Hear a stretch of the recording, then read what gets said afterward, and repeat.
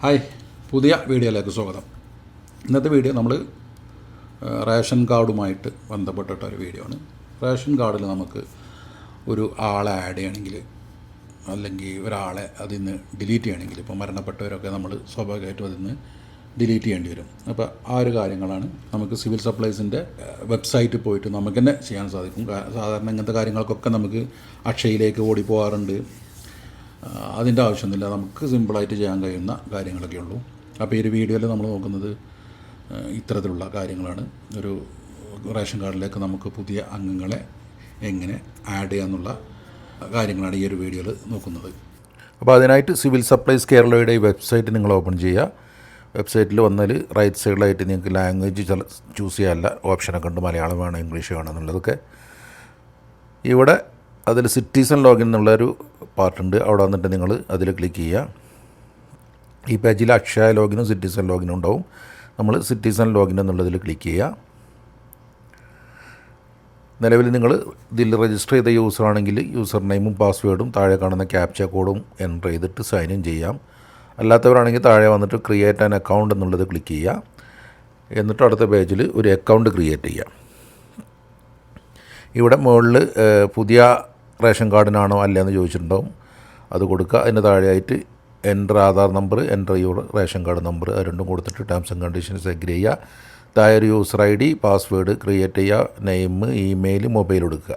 Password create ചെയ്യുമ്പോൾ ന്യൂമറിക്കും ആൽഫബറ്റും special ക്യാരറ്റൊക്കെ കൂട്ടി കൊടുക്കണം. പിന്നെ ക്യാപ്ഷൻ കൊടുത്തിട്ട് സബ്മിറ്റ് ചെയ്താൽ നിങ്ങൾക്കൊരു അക്കൗണ്ട് ക്രിയേറ്റ് ചെയ്യാൻ സാധിക്കും. പിന്നീട് നേരത്തെ കണ്ട പേജിൽ വന്നിട്ട് യൂസർ നെയിമും പാസ്വേഡും കൊടുത്ത് ലോഗിൻ ചെയ്ത ഈ ഒരു ഡാഷ്ബോർഡിലെത്തും. ഇവിടെ താഴെയായിട്ട് നിങ്ങൾ ഏതെങ്കിലും ആപ്ലിക്കേഷൻ കൊടുത്തിട്ടുണ്ടെങ്കിൽ അതിൻ്റെ സ്റ്റാറ്റസ് കാണാം. മുകളിൽ രണ്ടാമത്തേതായിട്ട് ഇ സർവീസ് എന്നുള്ള ഒരു മെനു ഉണ്ട്. അവിടെയാണ് നമ്മൾ കാര്യങ്ങളൊക്കെ ആപ്ലിക്കേഷനൊക്കെ കൊടുക്കേണ്ടത്.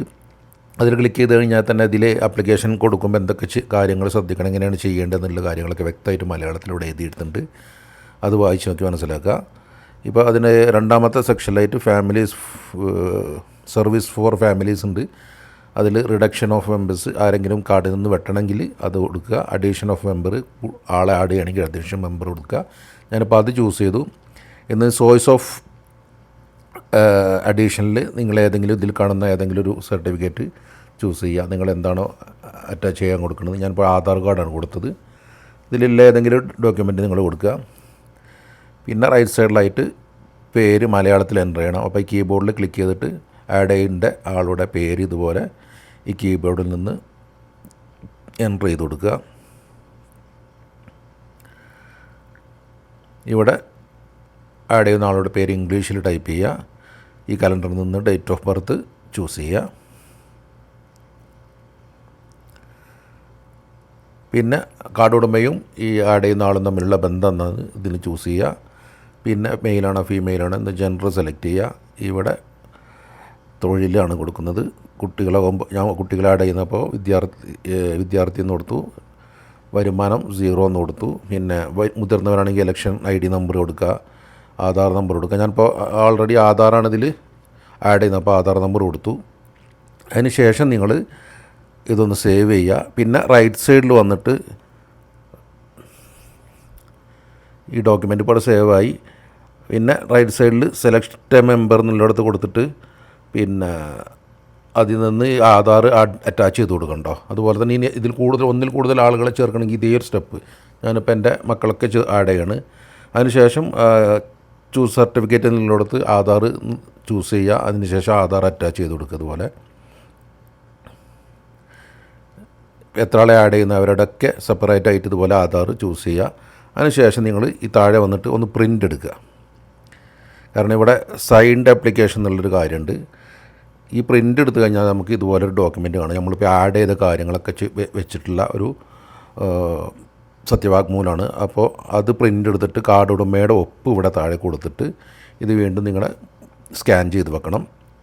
സ്കാൻ ചെയ്തിട്ട് ഇവിടെ വന്നിട്ട് ഈ ഒരു സൈൻഡ് കോപ്പി എന്നുള്ളത് സെലക്ട് ചെയ്തിട്ട് ആ സ്കാൻ ചെയ്ത കോപ്പി ഇവിടെ അറ്റാച്ച് ചെയ്ത് കൊടുക്കണം.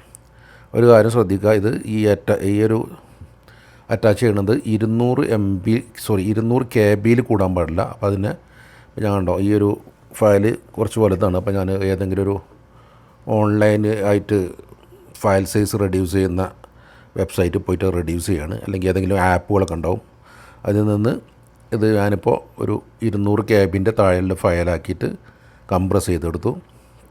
ഇനി ഇവിടെ വന്നിട്ട് നമുക്ക് ആ സൈൻഡ് കോപ്പി ഇതുപോലെ ഒന്ന് അറ്റാച്ച് ചെയ്ത് കൊടുക്കാം. ഇങ്ങനെ ആഡ് ചെയ്ത ആളുകളൊക്കെ ഏതാണ് ഡോക്യുമെൻറ്റുകൾ കൊടുത്ത് അതൊക്കെ കൊടുത്തിട്ട് വീണ്ടും ഒന്ന് സേവ് ചെയ്യുക. അതിനുശേഷം താഴെ ഫൈനൽ സബ്മിഷൻ കൊടുത്തു കഴിഞ്ഞാൽ ഇതുപോലെ ആർ യു ഷുവർ എന്ന് ചോദിക്കും. അവിടെ ക്ലിക്ക് ചെയ്ത് ഓക്കെ അടിച്ചാൽ മാത്രമാണ് ഇപ്പോൾ നമ്മളിതൊരു ആപ്ലിക്കേഷൻ പൂർണ്ണമായിട്ടും സബ്മിറ്റ് ചെയ്തത്. ഇപ്പോൾ ഈ ഡാഷ്ബോർഡിൽ വന്നാൽ കാണാൻ നിങ്ങൾക്ക് അവിടെ ആഡീഷൻ മെമ്പർ എന്നില്ല അതാണ് കൊടുത്തത്, അവിടെ റിസീവ്ഡ് എന്ന് കാണാം. അതിനുശേഷം പിന്നീട് ഒരു 4-5 ദിവസം കഴിഞ്ഞ് നിങ്ങളിത് ഓപ്പൺ ചെയ്ത് ചെക്ക് ചെയ്ത് നോക്കുക. അപ്പോൾ കണ്ടോ നമ്മളാ കൊടുത്ത കാര്യം അവിടെ അപ്രൂവ് ആയിട്ടുണ്ട്, ആളെ ആഡ് ചെയ്യാനുള്ളത്. അവിടെ വ്യൂ എന്ന് ക്ലിക്ക് ചെയ്ത് കഴിഞ്ഞാൽ നമ്മളെ കൊടുത്ത കാര്യങ്ങൾ ആ റേഷൻ കാർഡിൽ ആഡ് ആയിട്ടുണ്ടോ എന്നുള്ള ഡീറ്റെയിൽസൊക്കെ അവിടെ കാണാം. അപ്പോൾ ഞാൻ കൊടുത്ത മെമ്പേഴ്സൊക്കെ അതിൽ ആഡ് ആയിട്ടുണ്ട്. അപ്പോൾ ഇതുപോലെയാണ് ഇതിൽ ചെയ്യേണ്ടത്. പിന്നെ ഹോം പേജിൽ വന്ന് ഇവിടെ നിങ്ങൾക്ക് ഈ കാർഡ് പ്രിൻ്റ് എടുക്കാനൊരു ഓപ്ഷൻ ഉണ്ട്. ഇവിടെ പ്രിൻ്റ് പറഞ്ഞൊരു ഓപ്ഷൻ ഉണ്ട്. അവിടെ ക്ലിക്ക് ചെയ്തിട്ട് ഈ കാർഡ്സ് എന്നുണ്ട്, അവിടെ ക്ലിക്ക് ചെയ്യുക. ഇപ്പോൾ 2 ടൈപ്പിൽ എടുക്കുക, ഒന്ന് ഈ കാർഡായിട്ട് എടുക്കുക, ഒന്ന് PVC കാർഡായിട്ട് എടുക്കുക. അപ്പം നമ്മൾ ആദ്യമായിട്ട് ഈ കാർഡ് ഒന്ന് യൂസ് ചെയ്യുകയാണ്. അപ്പോൾ ഈ കാർഡ് പ്രിൻ്റ് ചെയ്യാന്നുള്ളത് എസ് കൊടുക്കുക. അപ്പോൾ നമ്മുടെ മൊബൈലിലേക്ക് ആ റേഷൻ കാർഡുമായി ലിങ്ക് ചെയ്ത മൊബൈലിലേക്കൊരു പാസ്വേഡ് വന്നിട്ടുണ്ടാവും. അവിടെ ഓക്കെ എന്ന് കൊടുത്തിട്ട് ആ പാസ്വേഡ് ഇവിടെ എൻ്റർ ചെയ്താലേ ഈ ഒരു ഡോക്യുമെൻ്റ് ഓപ്പൺ ആവുള്ളൂ. ഇത് പാസ്വേഡ് പ്രൊട്ടക്റ്റഡ് ഡോക്യുമെൻ്റ് ആയിട്ടാണ് നിങ്ങൾക്ക് ഡൗൺലോഡ് ചെയ്തെടുക്കാൻ സാധിക്കുക. കണ്ടോ? അപ്പോൾ ഇതുപോലെ ഈ കാർഡായിട്ട് നിങ്ങൾക്ക് റേഷൻ കാർഡ് പ്രിൻ്റ് എടുക്കാനും ഇതുപോലെ നിങ്ങളുടെ സിസ്റ്റത്തിൽ സേവ് ചെയ്ത് വെക്കാനൊക്കെ സാധിക്കും. അതുപോലെ തന്നെ അതിന് താഴെ നമ്മുടെ സ്മാർട്ട് കാർഡ് ടൈപ്പിൽ നിങ്ങൾക്ക് വേണമെന്നുണ്ടെങ്കിൽ ഇതിൽ ക്ലിക്ക് ചെയ്യുക.